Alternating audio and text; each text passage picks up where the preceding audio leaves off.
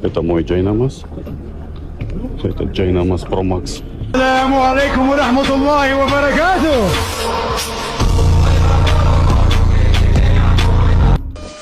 Bir öyle general misалы атында эле ата байлыгы 70тен ашык баягында турса керек деп мен ойлоп атам. Мен мага кызык деле неме кылган жокмун, ким экенин, эмнеге, кандай кылганын.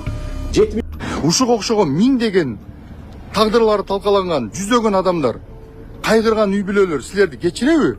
Камчыбек Кыдыршаевич. Кыргыз элинин ырыскысы болгон Кыргыз нефтегаздан 4 миллиард 175 миллион сом урдаганыңызды салык кызматы тастыктады. Схемалардын баарын чийип берип, фактынын баарын көрсөтүп берип, текшерип чыгып, аудит кылып чыгып туруп, анан кийин тастыктап туруп элдин алдына жайып койду.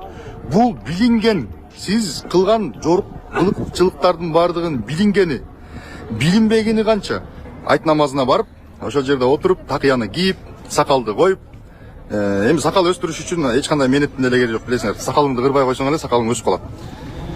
Анан ошентип сакалды өстүрүп, анан момун мусулмандын кейпин кийип, анан карапайым элдин катарында отуруп алып, башын ылдый салып, намаз окуган киши болуп, анан чыгып баратып, анан капысынан эле бир блогери кичинекей микрофон сунак алып, анан ошол жерден элибизге, жерибизге, анан билип билбей кылган күнөөлөр үчүн кечирим сурайм, ана мына деп жалпы кооз сөздөрдү сүйлөп, анан ушундай жооп бериптир.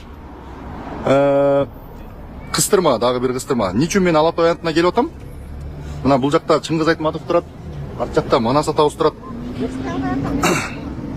Кыргызстандын борбору Бишкектин чок ортосунда турам.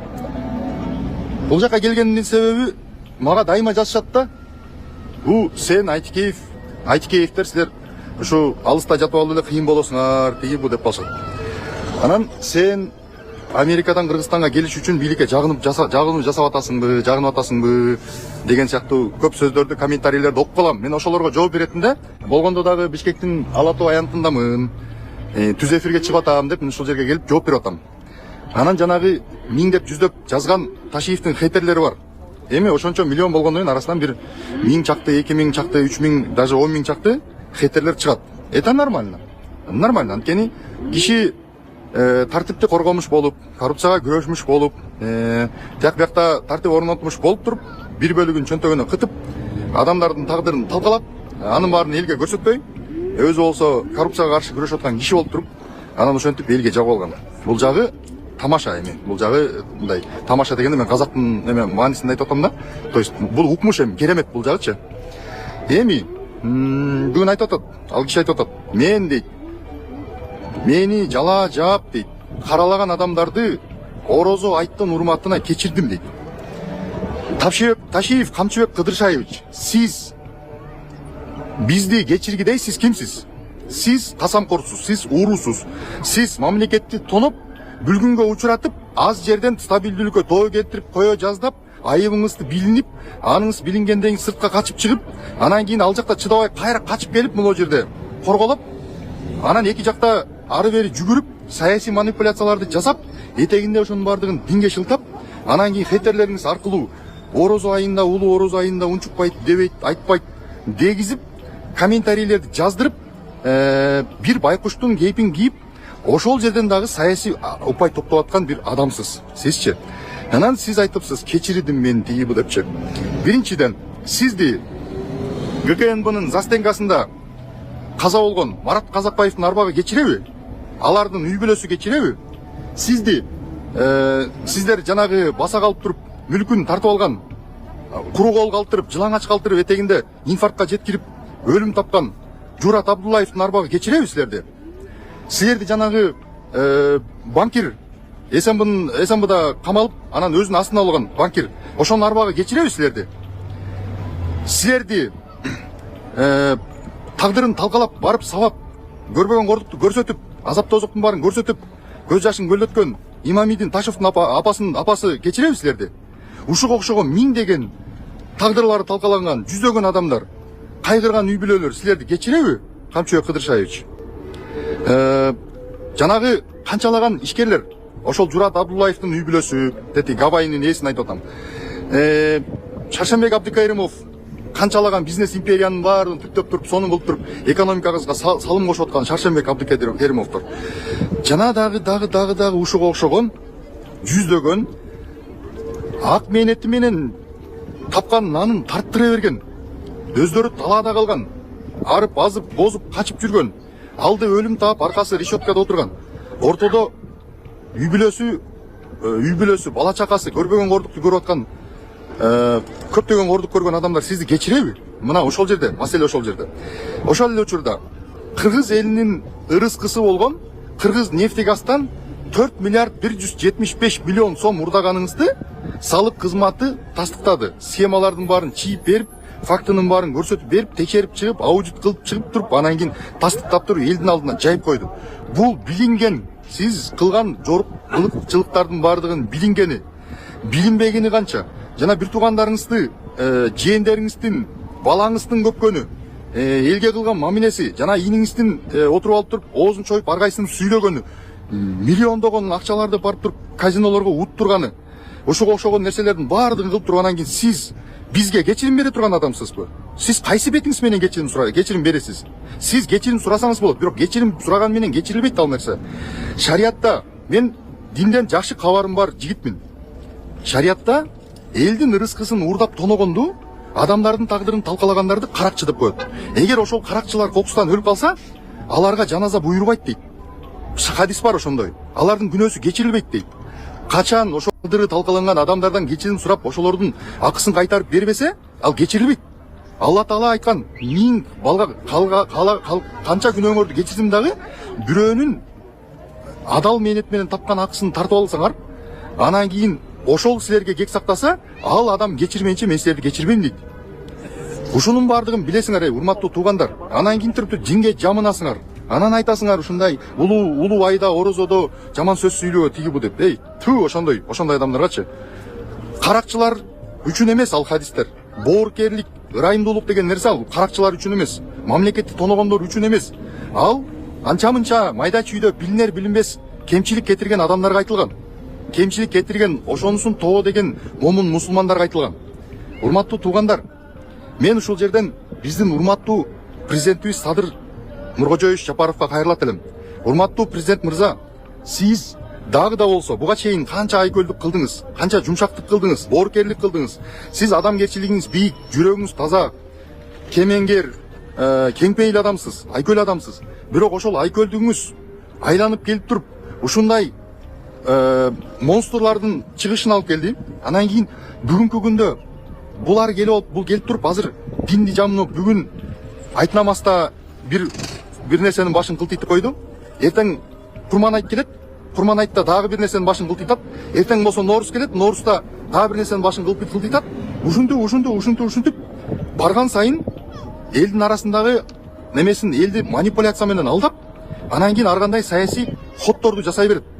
Урматтуу Садыр Нуркожоевич, мен тарых үчүн айтып коеюн сизге кайрылуу катары кылып атам да. Бул киши эч качан оңолбойт. Бул киши эч качан сизге жакшылык жасабайт. Бул киши вообще-то Кыргызстанга жакшылык жасабайт. Эгерде жакшылык жасаса, жанагындай ачкөз, касамкор бир жаман иштерге бармак эмес.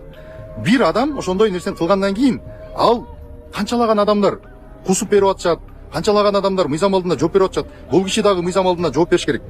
Эгерде сиз айкөлдүк кылсаңыз, ошол айкөлдүк эртеңки күнү кыргыз мамлекетинин, кыргыз элинин тагдырына балта чапкан бир окуяга алып барбайбы деп мен чочулап турам. Урматтуу президент мырза. Ооба, кечиримдүүлүк жакшы, айкөлдүк жакшы, бирок мамлекетти башкарган адам бир гана айкөл болбостон, кээ бир учурларда мыйзамды катуу сактап, кардуу болушка дагы аргасы болот.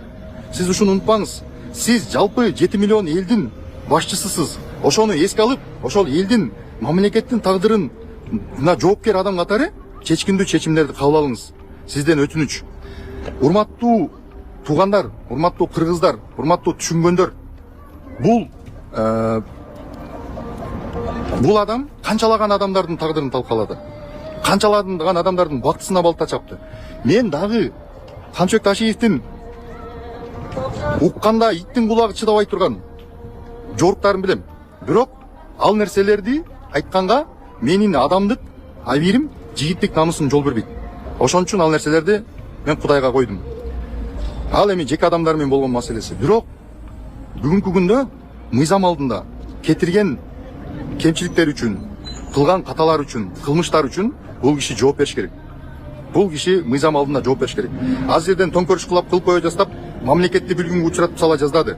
Ошонун бардыгын көрүп турдук бардыгыбыз. Аз эле жерден калды. Кудайдын көзү түз экен. Ошол убагында президент Садыр Жапаров чараларды көрүп, кырдаалдан аман эсен алып чыгып кетти. Бирок мындай адамдар тыныч жатпайт. Бул кишинин ичинде курту бар. Урматтуу Садыр Нуркожоевич, бул кишинин ичинде курту бар. Бул айкөлдүк, кечиримдүүлүк дегенди түшүнбөйт. Бул убактылуу момун болуп минтип турат. Убагы келгенде көрөсүз, жыландын башын кылтыйтат. Дагы бир жолу орозо айт майрамыңыздар менен куттуктайм. Айтыңыздар марик болсун. Эртеңки кирип келген Нооруз майрамыбыз жакшылыктын, нишанын алып келген жакшы майрамдардан болсун. Көрүшкөнчө сак саламатта калыңыздар. Мен Кыргызстандамын. Дагы бир жолу айтып коеюн. Биз ушу жол кырсыгынан улам ошол состоянияга түшүп калды балам. Эч бир ата энени Аллахым бала менен сынабасын. Ассаламу алейкум, урматтуу кыргыз элим. Мен Кубанычбек кызы Кымбат. Мындан алдында сиздерден жардам сурап кайрылган элек. Ушу баламдын акыркы жолку ошо 4-чү операциясына жардам берип кетиңиздерди суранам. Операция Түркия мамлекетинде болгондуктан бизге $45,000 акча каражаты керектелүүдө. Бизде андай акча каражат жок болгондуктан сиздерден жардам сурап кайрылабыз. Көптү көрсө көл болот дейт. Алланын ыраазычылыгы үчүн 5 сом, 10 сом болсо да жардамыңыздарды аябаңыздар. Ушу балам бутуна туруп басып кетсин көптүн катарында. Сиздердин жардамыңыздар менен ушунчалык кыймылга келип отурат. Менин балам азыркы учурда башында аппарат менен жашап жатат. Арыңыздардан Аллах таалам ыраазы болсун.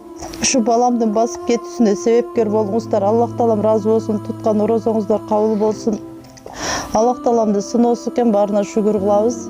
Биз алдамчы, мошенник эмеспиз. Бардык карта өзүмө караштуу, өзүмө таандык. М-банк 3197 кымбат К деп чыгат. Ошол эле номерде деньги бар. Россия өлкөсүнөн котором дегендерге Сбербанк, учурда Россия өлкөсүндө мигрант болуп жүрөт. 5 сом, 10 сом болсо да жардамыңыздарды аябаңыздар. Биз үчүн өтө чоң жардам ошол дагы. Баарыңыздардан Аллахым ыраазы болсун. Бир эле генерал мисалы, атын эле атабайлы коеюн. 70-тен ашык баягы союз чачырган мезгилде ошо өзү башында турса керек деп мен ойлоп атам. Мен мага кызыгып деле неме кылган жокмун. Ким экенин, эмнеге, кандай кылганын. 70-тен ашык ба илгери Дасаев деген болгон СССРда. Бүт мен ошо Дасаевтан окугам. Мен 6 ай окугам БСга деген. Ал убакта күндө окуйт элек. Анан барып туруп анан бүгүнкүдөй эмес деге плакат тилип коюп сүрөтү менен окуткан тиги частный мектептерде. Бүт запчасттарды чачып коюп туруп окутат эле. Кана стартерди көргөзчү, радиаторду көргөзчү, диги немени аккумулятор кайсы, ходовойдо диги шаровой кайсы деп мисалы. Мост кайсы, мосттун ичинде редукторду көрсөт деп. Не только право, эмени правиланы эмес. Азыр эми анын баарын силер окуй албайсыңар аны. А союз кезде күчтүү болчу. Ошол 70-тен ашык Дасаевти бир эле генерал менчиктеп алыптыр. Бүт менчикке чыгарып алыптыр да 30дан ашыгын сатыптыр. 40тан ашыгын азыр бүгүн автошкола кылып, арендага тапшырып, өзү иштетип жүргөн экен. Аны да мыйзамсыз менчиктештирген да. Биз ошонун баарын кайтарып, мына мамлекетке алып, уже колго алалы дагы буну оңдобосок, элдерибиз ушинтип кырылып кете берет деп мамлекет ушуну колго алдык мынакей. Тетигил стадион жак салынып атпайбы, жаңы стадион жак Орокто. Жана 55 миң адамдык. Ошого жакын жерде неме курулуп атат, УНАнын зданиясы. Канча кабат эле? Бул жакта Анарбакта канча кабат эле? 6 кабат. 6 кабат. Тиякта деген неме кадастр немеге куруп атпайбы? Кызматка куруп атабыз. Биякта мына 6 кабат. Эң заманбап, монтип бүгүнкүдөй болуп тиги талпиц этип бир батпай, ушундай от кезекке туруп кырылышпайсыңар. Где-то бир августка чейин ачып, ошол жерге көчөт бияка. Болду, право алчуңдагы, экзамен тапшырчуңда татнакай барып туруп, эң заманбап имаратта отуруп иштеп каласыңар.